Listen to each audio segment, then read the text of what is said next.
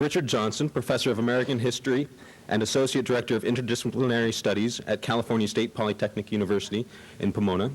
He is a PhD and has an MA from the Claremont Graduate School, and he's also a very prolific author of articles and reviews.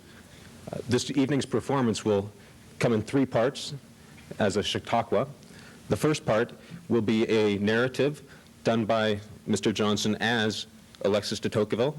It will be followed by a question period which will be done in character, and will be finished with another question period where you can ask the scholar about the character. Now please welcome Richard Johnson.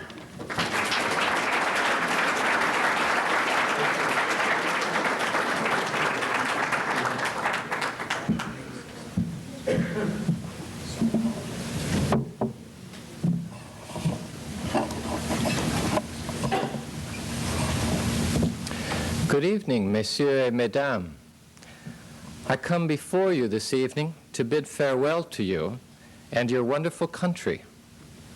For the past 10 months, since my arrival in May of 1831, I've traveled through much of your land, spoken with many of your leading citizens, and thought deeply about all that I saw and heard. With Gustave de Beaumont, my companion and fellow investigateur of America, I've traveled from the orderly civilization of New England townships to the sublime wilderness of western Michigan Territory. From a boat journeying down the Ohio River, I have gazed at both shores, observing the astonishing difference in development between a slave state, Kentucky, on one shore, and a free state, Ohio, on the opposite shore. On the bank of another river, the Mississippi, I have witnessed the utter despair of a tribe of Choctaw Indians forced to remove themselves from their homelands and seek a new refuge west of the great river. I've been in Washington, met with your president, and seen your national institutions of free government. Throughout all my travels, I have observed closely, read widely, talked to many people, and in the quiet of my room at night, I have recorded my reflections in many journals and notebooks. Tomorrow, I shall return to my native France, where I shall publish my thoughts in a book which will be about your democracy in America. It will alert my country, and perhaps all of the progressive nations of the world, to the growing tide of democracy, so that perhaps we may not foolishly resist it, but instead use it wisely to our benefit. But before I go, several of the people here tonight have asked that I share with you some of my reflections. You are a young and vigorous country, and you are always interested in how the rest of the world perceives you. You may be interested first to know how I arrived at the conclusions I am about to present to you. Beaumont and I read everything we could in France, not only about America, but about democracy. Here in America, we carefully explored your libraries and court records, held long discussions with many of your most celebrated citizens, including your current and former president, and carefully wrote the details of our conversations and observations. My notes alone fill 14 notebooks. In all our investigations, we were looking for the essentials of democracy, the first causes from which all other actions emanate. Now, there is one more item about me which might help you to understand the thoughts I'm about to present. I was born Alexis Charles Henri Maurice Clérel de Tocqueville, a member of the French aristocracy, that class of noble citizens which gave our country the king and which ruled France for centuries. But the democratic revolution in France some 40 years ago changed all of that. In the aftermath of the revolution, the power of the aristocracy was destroyed, and many members of its class, and the king as well, were taken to the guillotine and executed. My own parents were arrested in 1793 and scheduled for execution and placed in prison. From there, my mother watched as the guillotine claimed first her father, and then her grandfather, then her mother, her older sister, and finally her brother-in-law. Only the sudden fall in 1794 of the revolutionary leader Maximilien Robespierre saved my parents from death. Perhaps as you reflect upon the tragedy within my own family, you might recognize that for me, a young man of 26 years, understanding democracy and identifying both its promise and threat for mankind has a special interest. Mes amis, we live in a time of transition and transformation. Throughout the civilized world, there is an irresistible revolution occurring. It is our mutual destiny to move from aristocracy to democracy. But the immutable force of destiny does not eliminate human choice. And here is my deepest concern. In my native France, the move to democracy has brought nothing which endures, only revolution, chaos, and despotism. Our leaders have failed to understand and adjust to changing social conditions, and in consequence have expended great energy at useless tasks, first fighting the tide of democracy, then reversing and seeking to use democracy to eradicate everything else. For 40 years now, France has tried a little of everything without settling definitely on anything. It was necessary for me to come to America to see a democracy that worked. Your America is the most egalitarian country in the world. No novelty in the United States struck me more vividly than the equality of conditions. The more clearly I studied American society, the more clearly I saw equality of conditions as the creative element from which each particular fact derived. And why is this so? Because you Americans were born equal. I mean that not only individually, but historically. One of the most significant problems in my own country is that religion allies itself with the old aristocracy and opposes the new democracy.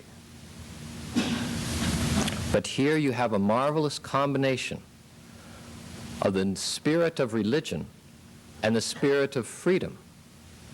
When the first English came to North America, they came in search of the freedom to worship as they wished. There was no aristocracy for religion to ally with, and so you were born equal and have grown up with a spirit of religion that supports equality. Let me continue this point. Religion is only one of many social conditions which are necessary for democracy to flourish. Taken together, I call all of these conditions by their Latin word mores, or what you call mores. They are the habits of the heart and the mind as well. They are the whole moral and intellectual state of a people. They are the things that people value, the way they treat each other, and the way they understand themselves and their society. As I have studied your mores, I have come to realize that you have been a democratic people since you came to these shores. You have never had a real revolution, such as our revolution of 1789 in France, and for this I consider you fortunate indeed. Now that you understand my view that you have always been democratic, what are the effects of this democratic tendency? It produces In yours and other societies, a general leveling influence. It shrinks the social distance that formerly existed between groups. It reduces distinctions, often replacing them with a sense of compassion and understanding.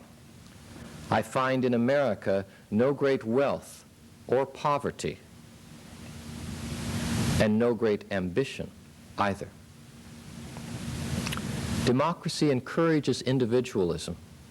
It supports the breaking of social bonds that once held people in society and instead sets them alone. And when men realize that they are all alike and all alone, a vague restlessness sets in. At first sight, there is something surprising in this strange unrest of so many happy men, restless in the midst of abundance. But then one begins to realize that where nothing is permanent, and where only with great exertion can an American raise himself above those around him to attain some modest wealth or status, a restless anxiety arises. Men will then be seen continually to change their track for fear of missing the shortest cut to happiness. An American will build a house in which to pass his old age and sell it before the roof is on. He will plant a garden and rent it just as the trees are coming into bearing. He will clear a field and leave others to reap the harvest. He will take up a profession and leave it, settle in one place, and soon go off elsewhere with his changing desires. Death steps in the end, and stops him before he has grown tired of this futile pursuit of that complete felicity which always escapes him. I said at the beginning of my speech that democracy is our destiny. What kind of democracy we will have depends in part on our social conditions. It also depends in part on the choices we make. We have the power to make democracy either a blessing or a curse to mankind.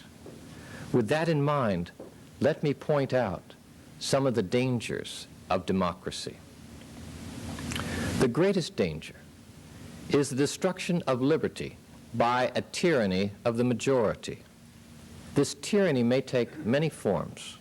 In one form, a majority might use its strength in government to ride roughshods over the rights of minorities. This seems to me the most likely form to occur.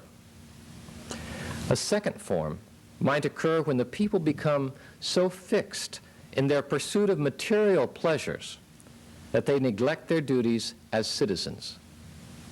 In this situation, the citizens quit their state of political dependence just long enough to choose their masters and then fall back into it. The government in this situation might at first be benign, but there is no assurance that it would remain so. A third form of tyranny, that of all over all, might result when the people seek to use government to protect them in their mediocrity by restricting the freedom of any who might challenge or endanger them. This could lead to a kind of sterile suffocation of talents and ambitions, and the utter surrender of freedom in exchange for equality. Through all these forms runs the more general danger of isolation and apathy, as the democratic spirit breaks the bonds individuals once had with other members of society. Apathy is the greatest danger, because it can lead both to anarchy and despotism. In this way, despotism and equality fatally complete and support each other. But I have seen in America that you have devised certain methods which seem to lessen the dangers that I have described. What are they exactly? First of all, you have the physical characteristics of a large country where the people are spread out and there is less chance of power becoming very centralized, and there that centralization of administration is often the great danger. Secondly, you have a system of laws which is approved and supported by the people. In Europe, often we have laws which are passed which the people do not appreciate, and so they tend to break them, and there's great difficulty enforcing laws. But this country has a marvelous system of order because the people themselves make the laws, and thereby they obey them without the need for constant enforcement. Your system of laws, then, helps greatly to limit the kind of dangers that democracy or equality offer. Third is your system of mores, and here, as I return again to the mores of your society, let me identify 4 elements. First of all, religion, which is in this country a gentle brake upon the ambitions of people rather than a warring opponent. Secondly, a free press, very important. And I admit here that I do not feel toward freedom of the press that complete and instantaneous love which one accords to things by their nature supremely good. I love it more from considering the evils it prevents rather than on account of the good that it does. In fact, freedom of the press is infinitely more precious in a democracy than in any other nation. It alone cures most of the ills that equality engenders. The third of your mores that I found so important and impressive to me was voluntary associations. And this is so extremely important for understanding that voluntary associations take those separate individuals who are scattered about by democracy and brings them back together in common purposes. And as they do so, the individual ambition of each person is somehow compromised by meeting with others for a common goal. And so each person comes to realize his need to understand the interests and needs of other people in society. That very movement of equality that drives people apart is counteracted by voluntary associations. Voluntary associations also work to help those minority groups in society to come together and to have a voice which might otherwise be lost as the majority seeks to create its own will. Finally, I discovered in America something which surprised me greatly, a philosophical outlook, a way of mind, which I called self-interest properly understood. I expected to find in democratic societies, and I see it frequently in France, that people become so caught up with their own goals and their own desires that they pay no attention to the needs of those around them. But in America, it was a common experience to find people understanding that their self-interest was connected to the interests of other people in society. And so they tended to limit their own desires in order to accommodate the will and the needs of others. This voluntary restraint is so important because it allows for freedom in a democratic society to continue. If the restraint were not voluntary but imposed from above, then freedom might eventually disappear, and with it would disappear much of the energy and vitality and strength that your nation represents. Now, if anyone asks me what I think is the chief cause of the extraordinary prosperity and growing power of this nation, I should answer that it is due to the superiority of the women compared to the French women.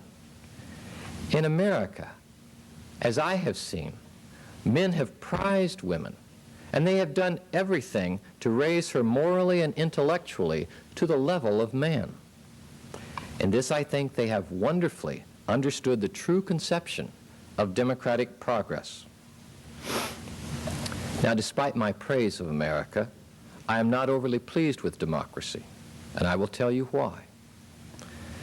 In a democracy, almost all extremes are softened and blunted. Almost all salient characteristics are obliterated to make room for something average, less high and less low, less brilliant and less dim than what the world had before.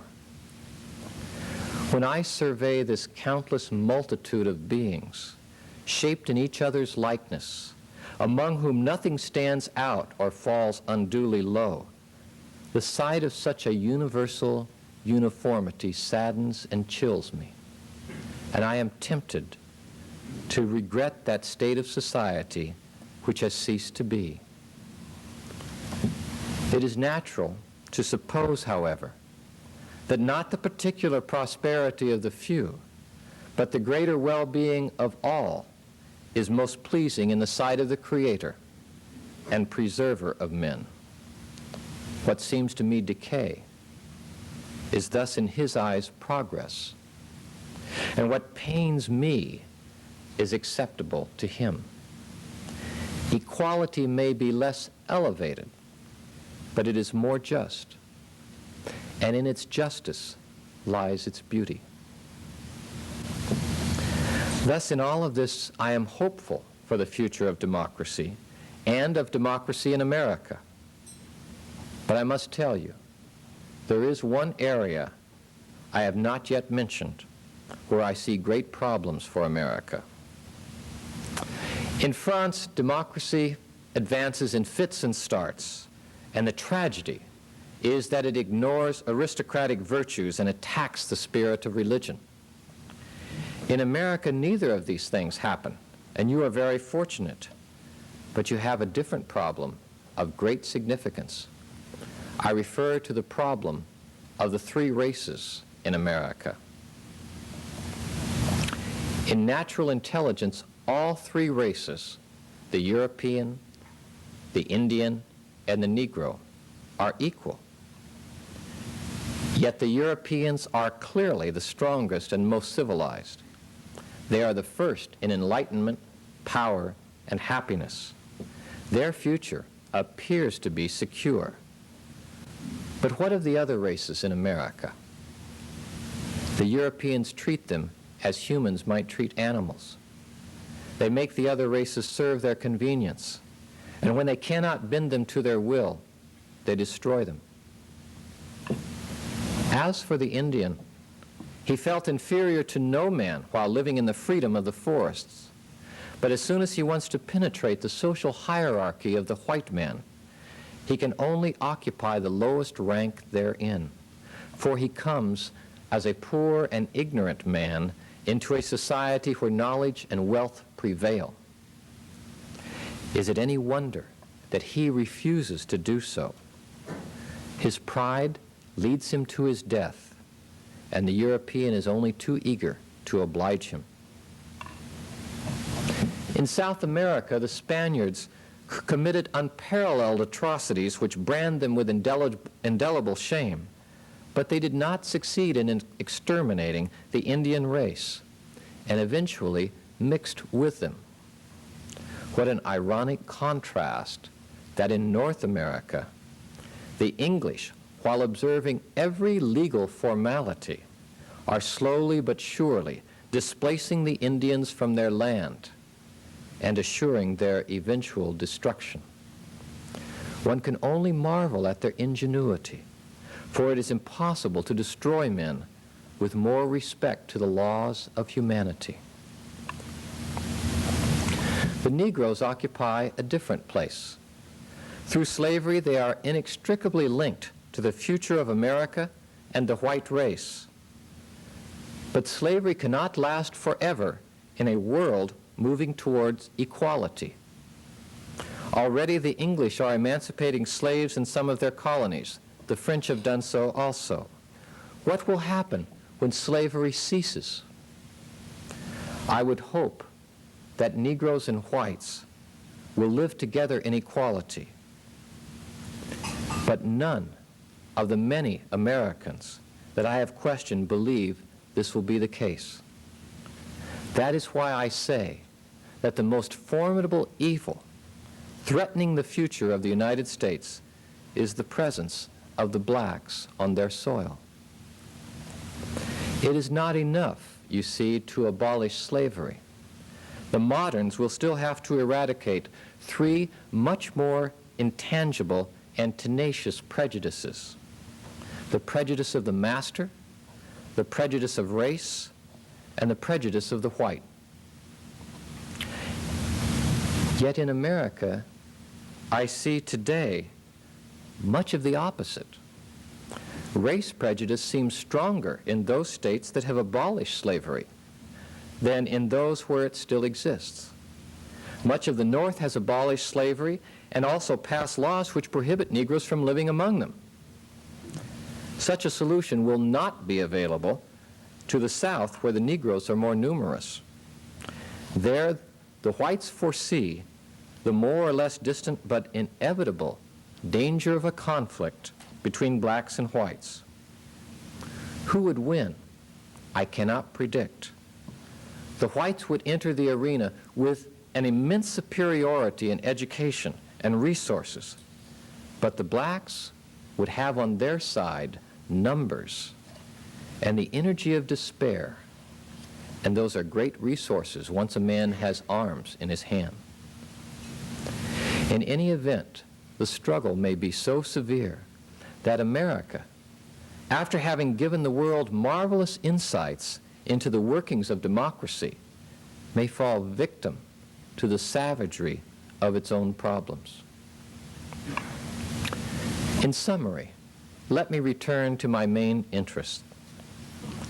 I found in the United States that restlessness of heart natural to men when all conditions are almost equal and everyone sees the same chance of rising.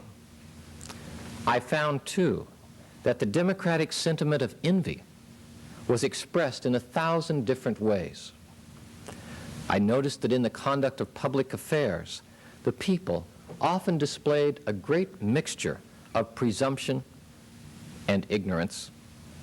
And I concluded that in America, as in France, men are subject to the same imperfections and exposed to the same afflictions. But when I came to examine the state of society closely, I readily perceived that you Americans have made great and successful endeavors to combat these weaknesses of human nature and to correct the natural defects of democracy. Your diverse municipal laws struck me as being so many barriers restraining the citizens' restless ambitions within a narrow sphere and turning to the township's profit those very passions which might have overthrown the state. Your lawgivers seem to have striven with some success to oppose the idea of rights to feelings of envy, the stability of religious morality to the constant changes in the world of politics, the people's experience to their ignorance of theory, and their practical knowledge of business to their impetuous desires. You Americans have not relied on the nature of your country to combat the dangers arising from your Constitution and political laws. You have applied remedies of which so far you alone have thought to the ills common to all democratic peoples. And though you were the first to attempt this, you have succeeded. I have tried to be honest and critical about the nature of democracy. I hope you do not find me unfair. Most of the dangers I see in democracy exist in the future. For myself, thinking about the future of democracy, I am full of fears and hopes. I see great dangers which may be warded off, and mighty evils which may be avoided or kept in check. And I am ever increasingly confirmed in my belief that for democratic nations to be virtuous and prosperous, it is enough that they will to be so. In sum, my remarks have raised three central questions. First, whether the desires for individualism and its rewards can be sufficiently limited in order to provide stability and prosperity in a democracy. Second, whether the desires for equality will eventually destroy liberty, individual freedom, and those diverse creative expressions of the human spirit. And third, whether you will find a solution to your problem of the three races in America, short of the utter destruction of two of those three races. Mes amis, it is my firm belief that the nations of our day cannot prevent conditions of equality from spreading in their midst. But it depends upon themselves whether equality is to lead to freedom or servitude, knowledge or barbarism, prosperity or wretchedness. Thank you very much.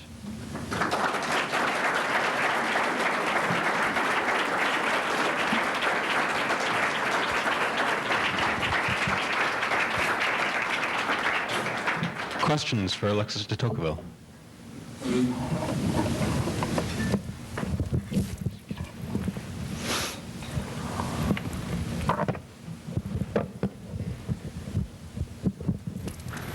Mr. de Tocqueville, you cite voluntary associations as a great positive driving force in American democracy. Yet, as you surely know, our founders, some of our founders, the Federalists, critiqued the notion of factions as being potentially one of the greatest threats to democracy. Do you simply disagree with them? No, I do not. It's been quite interesting to me to look at the way that voluntary associations work in America. I recognize that voluntary associations can be one of the greatest threats to democracy if they get out of hand. In much of what I have told you tonight, there is a sense of balance involved. Voluntary associations, as they operate now, are a blessing. But it appears to me that they could become a curse. And here I agree then with James Madison in his writing that factions are indeed a great danger to freedom, but there is no way to get rid of factions without destroying freedom. I think that's a very important lesson for all of us to understand. Another question?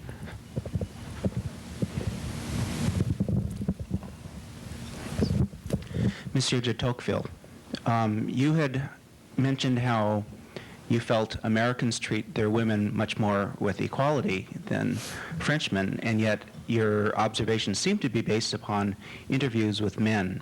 And I was wondering, how many women did you talk to in depth? And do you foresee the day when women will ever get the opportunity to vote in America? There are two questions there. Let me answer the second one first. I do not perceive a day when women will ever get the vote in America. And not only that, but my comments about the way in which men have raised women to a level of equality offer a very different vision.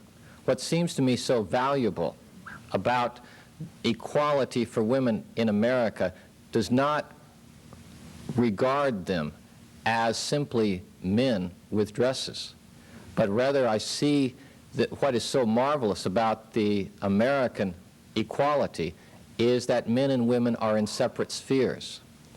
And the values of American society, the virtues of American society, are utterly dependent upon the role that women play in this society.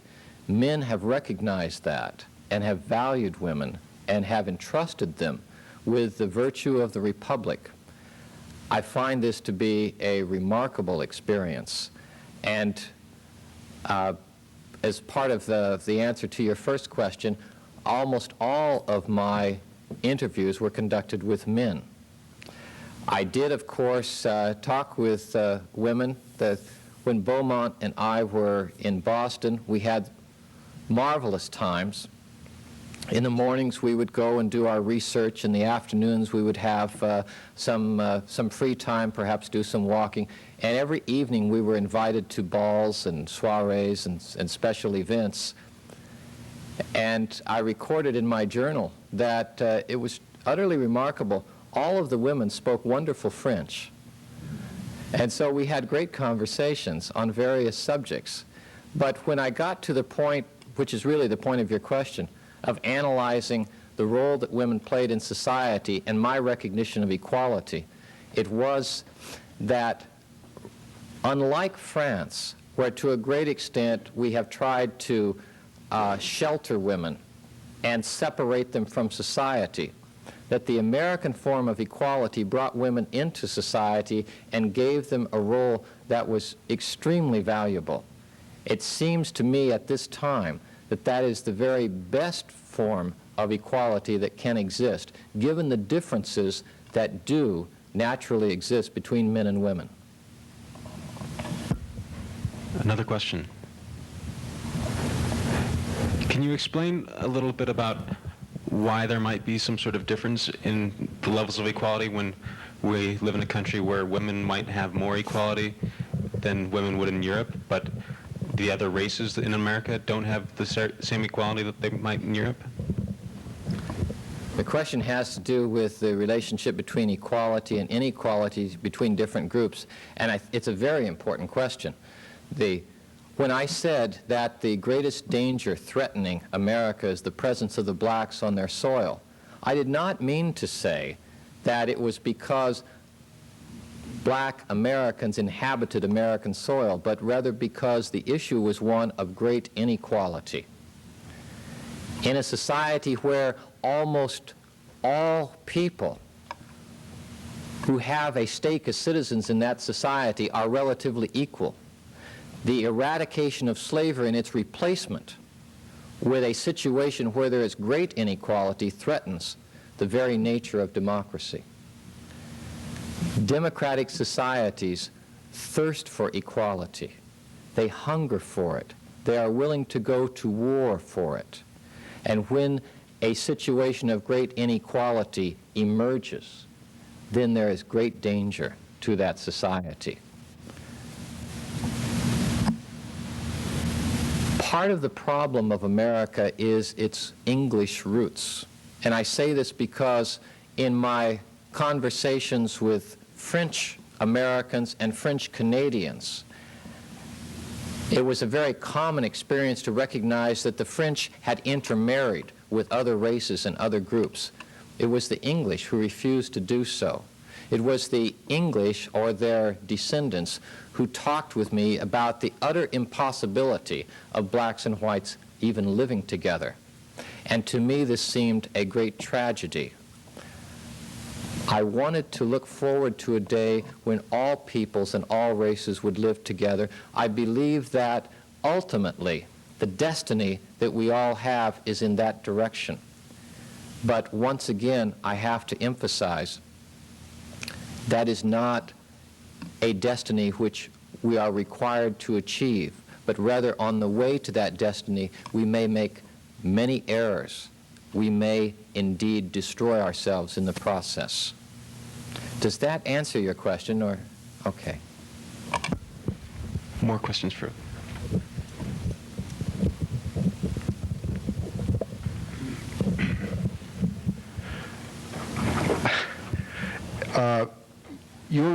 In your travels around America, you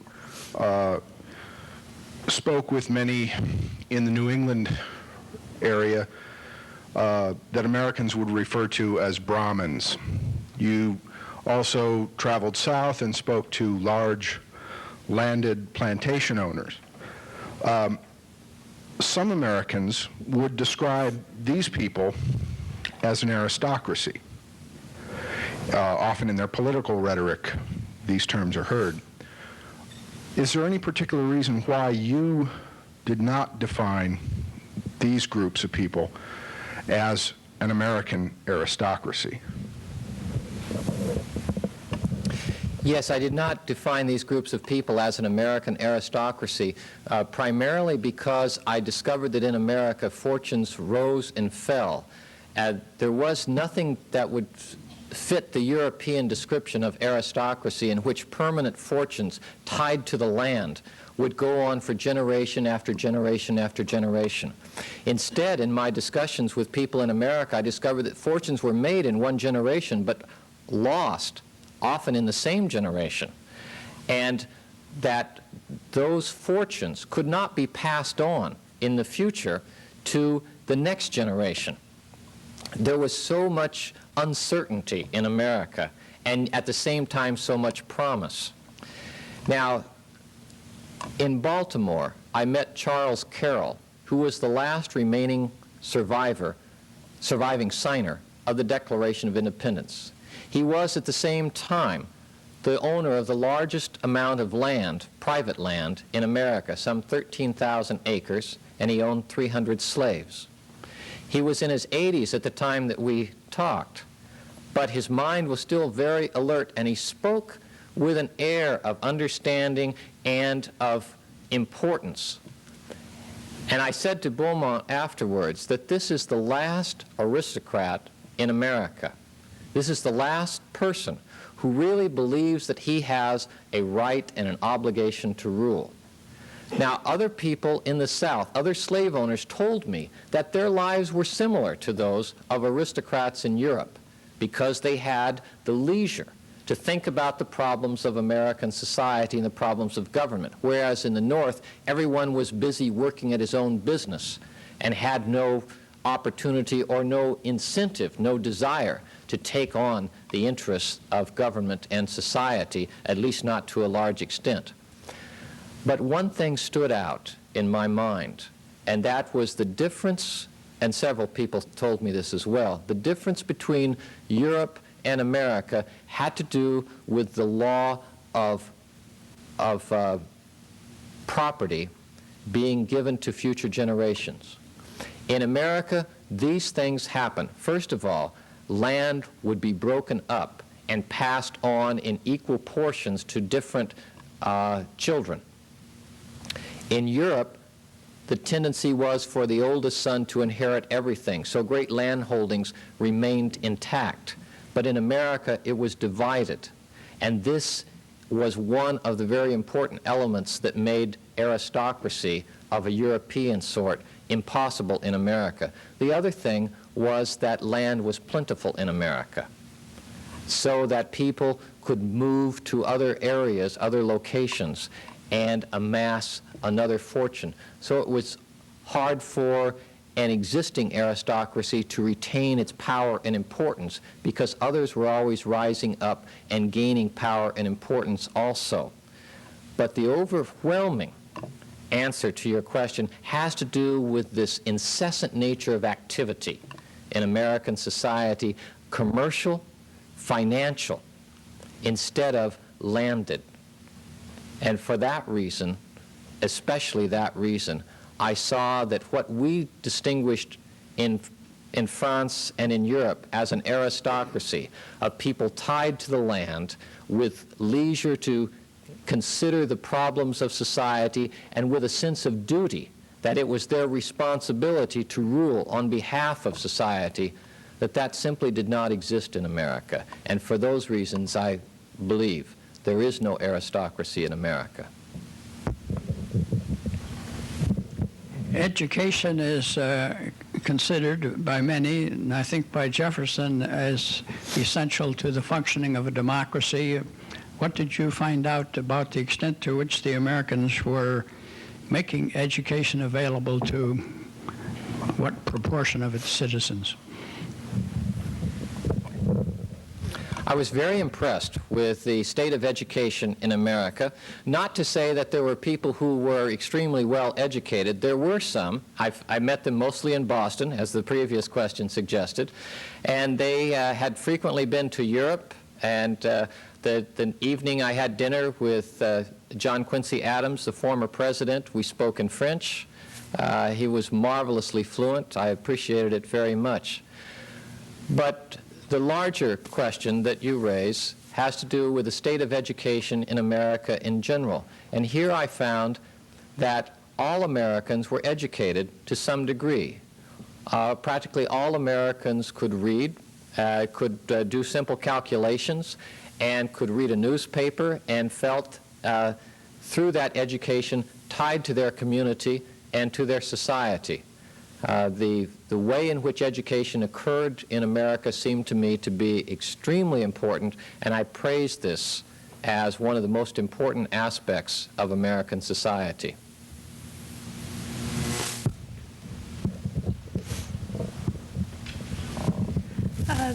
Monsieur de Tocqueville, what is to be done with the works that you have published from your notebooks? Do you see them as a tool for developing democracy, a criticism to be used by your country?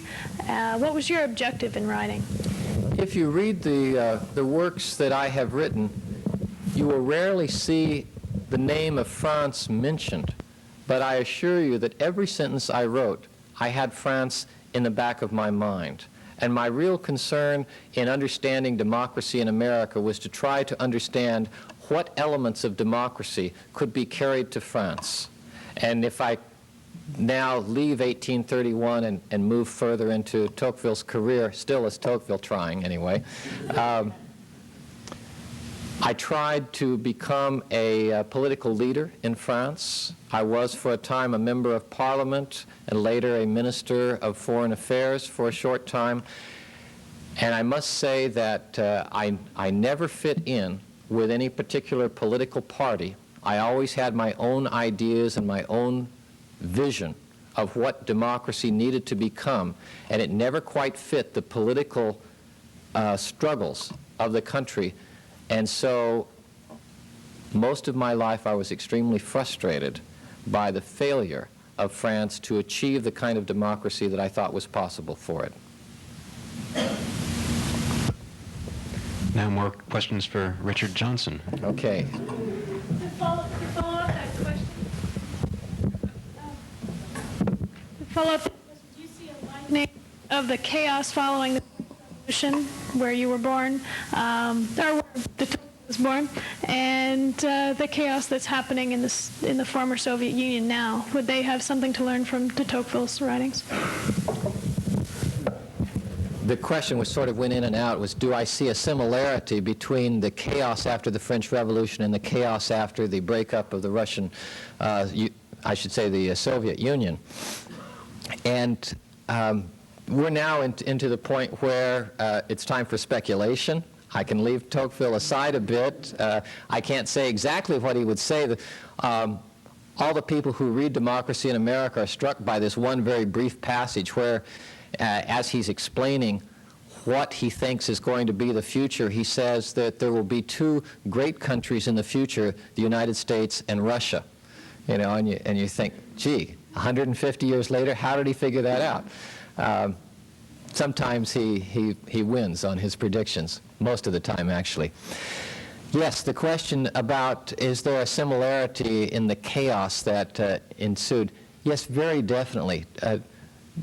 Tocqueville, when he came to America, said, you know, there are real problems in democracy. This urge for equality threatens to break apart everything else. And he, I think, was accurate in this, in worrying about the possibility that as people get so caught up in their own desires, they forget about the need of a community, the need of a society, the need for people to work with each other and to support each other. That, he thought, could and would happen to any democratic society. The question then was what would prevent it from happening, and that's where he made so many important kinds of observations about American society. When you get down to it, part of what he says is, you guys are really fortunate because you had so much of this in the way you were organized. And to me, it's still a question, reading Democracy in America and thinking about France, whether or not a country can become democratic along the lines of America through revolution. Tocqueville said, you guys are so lucky because you didn't have a revolution. You guys are so lucky because when you got here, you were democratic. You thought you had something called the American Revolution, but it was simply an affirmation of the social conditions that were already there. It was, in that sense, you could call it a conservative revolution. I have to throw it back to you as a question, and I think it would be his question as well.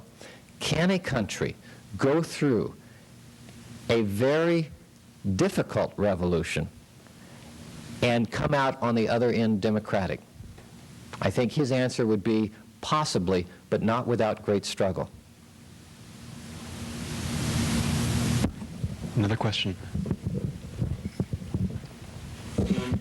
Sir, in your view, what would Monsieur de Tocqueville think about the elections of 1994?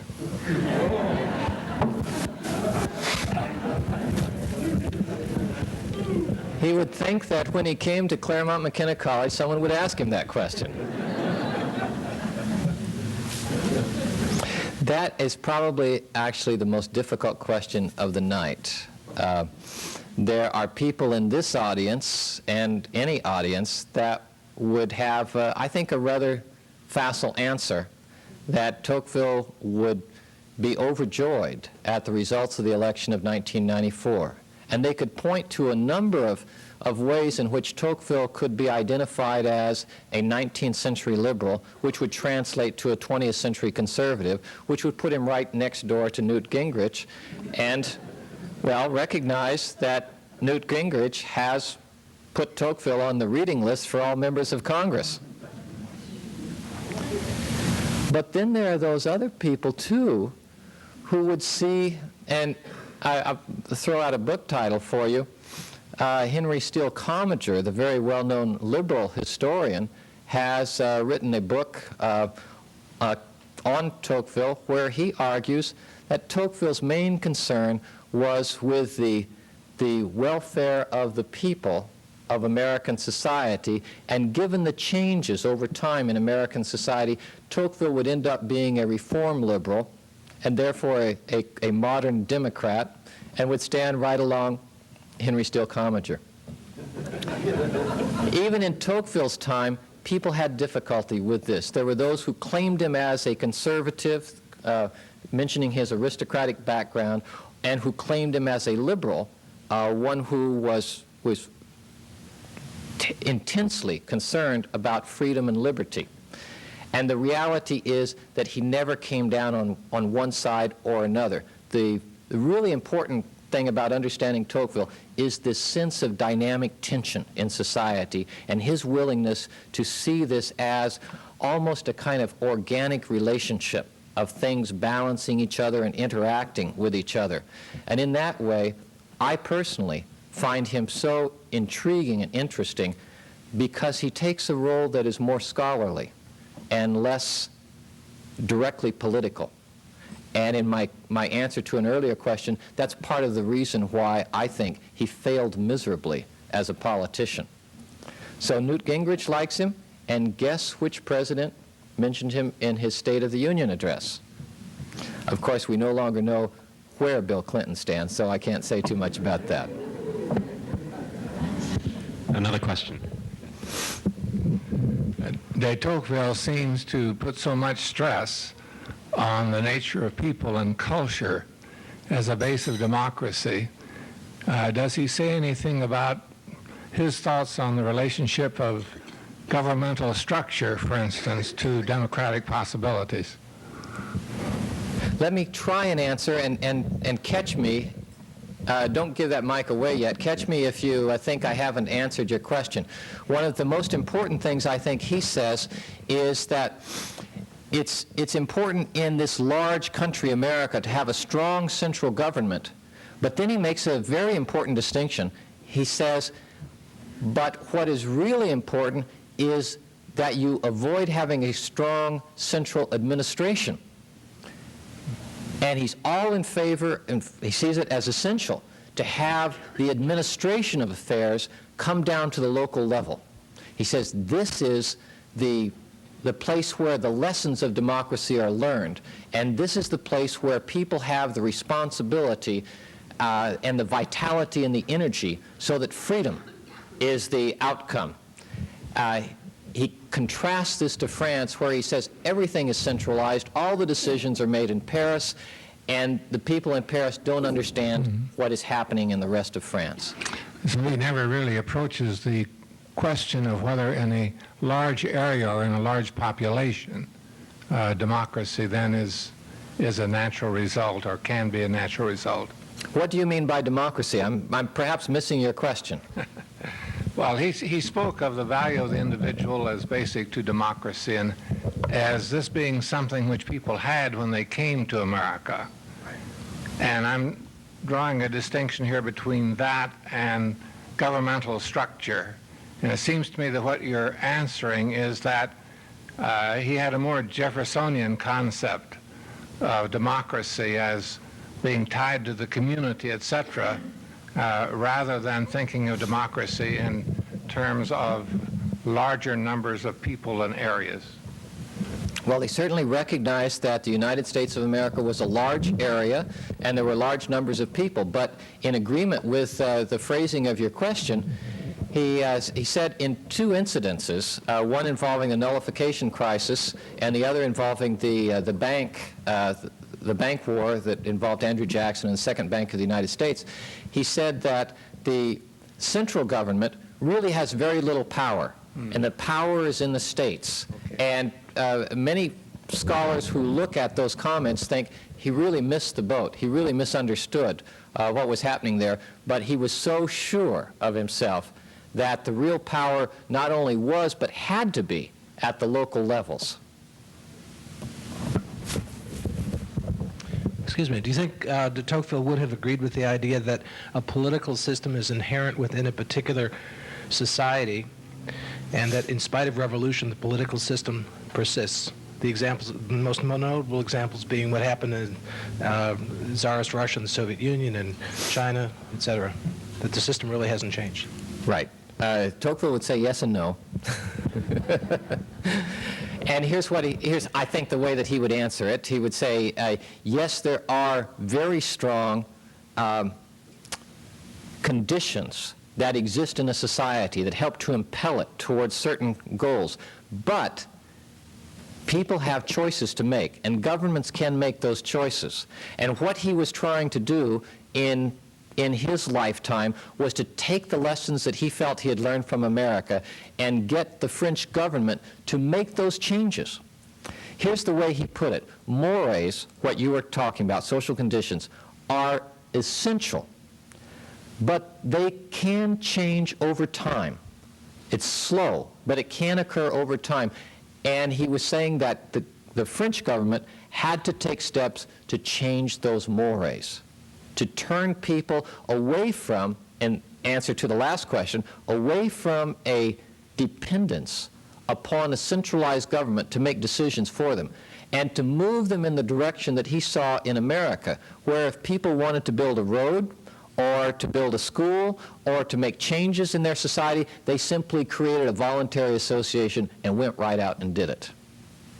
And he... Did the French change?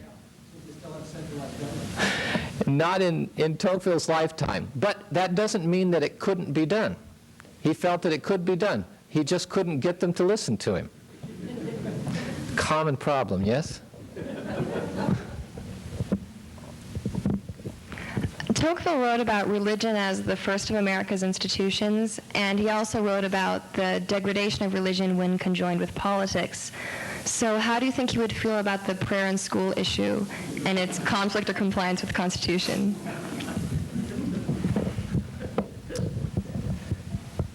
One of the things that Tocqueville liked about religion was the way that it infused society with a sense of virtue and morality. The people that he talked to said, I'm quoting, but I can't quite recall exactly which New Englander it is that I'm quoting at this moment. He said that all education is religious in America. From that perspective, in 1831, Tocqueville wouldn't even challenge the issue of prayer in public schools. He would simply assume that that was a part of the normal educational process. And conservatives like to take this position of Tocqueville, and I'm speaking here about really old-line conservatives, not the ones so concerned about liberty, but the people who think that religion and morality are essential to society. They like to take this position of Tocqueville and drive it. I think if we leave the answer there, he's going to come down in favor of prayer in public schools. If we want to go beyond that, we get right into the problem that Tocqueville sees of a tyranny of the majority, in this case a majority which is Protestant, which wants its own prayer to be offered and used by everybody else. And at that point, I think he's going to back away from this notion about prayer in public schools if he has a 20th century mentality. And he's going to say, we've got to figure out a way for there to be freedom for people to make their own accommodations with their Creator and do so in that context of the public schools. I don't know how he would, go beyond that, but I think he would recognize a tension, and he would give you, as I tried to do in the last question, some kind of dual answer, which I hope you don't think is wishy-washy. Okay. What do you think de Tocqueville would have said about the domination of our governmental units by the legal profession and the domination of our institutions and personal lives by administrative and regulatory law?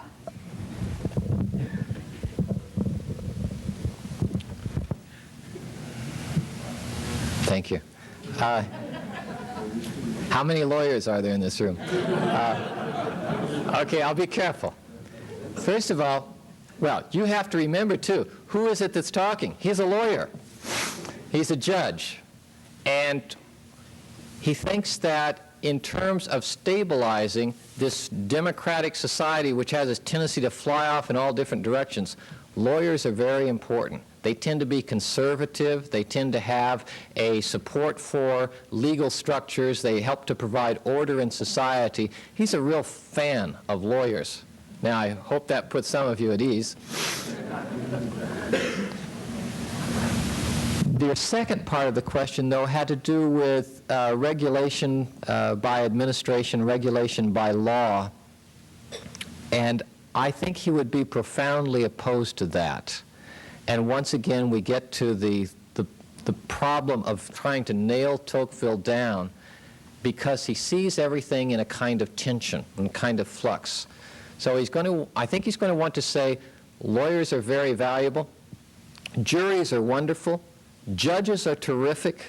He's all in favor of these, but when it comes to administering society, he wants to he says at one point, America has the most liberty of any country today, but there needs to be more.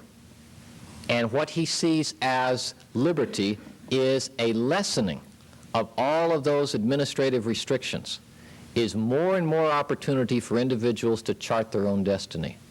So this seems like a wishy-washy answer to me.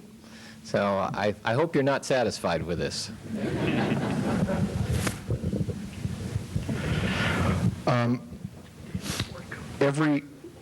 It seems that every generation of American historians has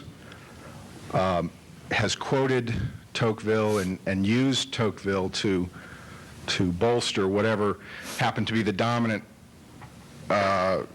historical interpretations of the day. And as we've seen this evening, and I'm sure as you've seen in your Chautauqua circuit, people often want to know, what would Tocqueville have thought about what's going on today? As a historian, have you found,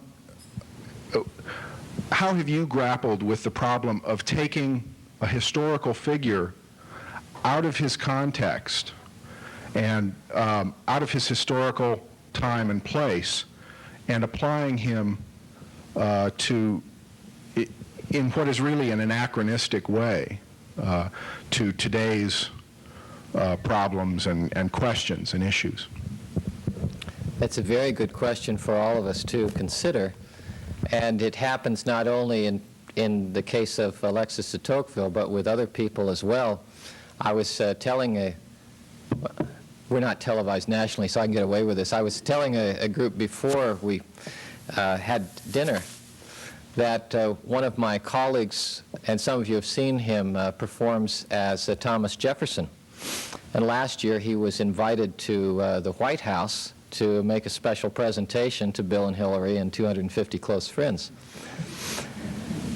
And when he came back, I asked him, how was it? And he said, well, first of all, I learned that the president has no sense of humor. And he said, I told 3 jokes at his expense. And his wife laughed uproariously, but he didn't. And I made several comments. You know, Jefferson happened to make a comment, and my colleague repeated it, that no one with any sense would want to be, would dream at the age of 18 of wanting to be president of the United States. Well, my colleague reported that once he was done with this Chautauqua experience, that the first person to stand up and make a statement was the President of the United States, who wanted everyone to understand that Jefferson couldn't have wanted to be president when he was 18 because there was no presidency, you know. And my colleague just reflected on what an amazing experience this whole Chautauqua thing is, that for a few moments people really suspend their disbelief and move right into that period with you. You know, my colleague was trying to say, wait a minute, I'm not Thomas Jefferson. I'm just some poor guy from the 20th century who's trying to approximate him, you know. Don't get upset at me, you know. Like, don't kill the messenger. So there's always that problem. And I think that, you know, not only as a Chautauqua person here, but as a historian, any of the time that we raise issues like this, we're forced to deal with the question that you have. And my only answer is that you do so delicately. You try to be as honest as you can. Most of what you heard tonight as a speech from Tocqueville were his own words, not mine.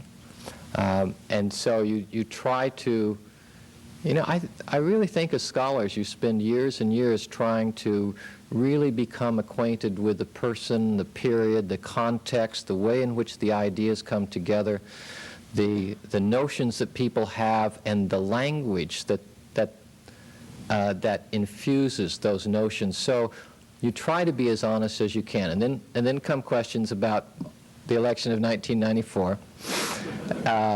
And you just have to do your best here, and all I could really say is yes and no and maybe, and possibly point to some kind of similar experience that Tocqueville himself had and tell that story, and perhaps let you draw your own conclusions from it. But this is an ongoing problem, and if some of you have some suggestions, I'd like to hear it. It's always a struggle.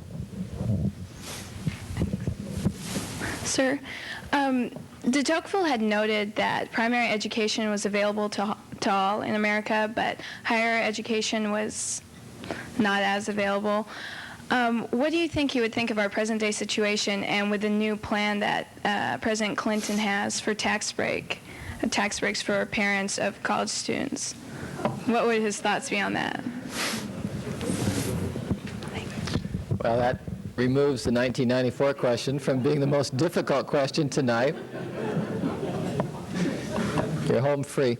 What would Tocqueville say about the tax breaks for middle-class people that President Clinton has proposed that would presumably expand opportunities for education? I don't know. The whole notion of expanding higher education to a large percentage of the population is just so foreign to him.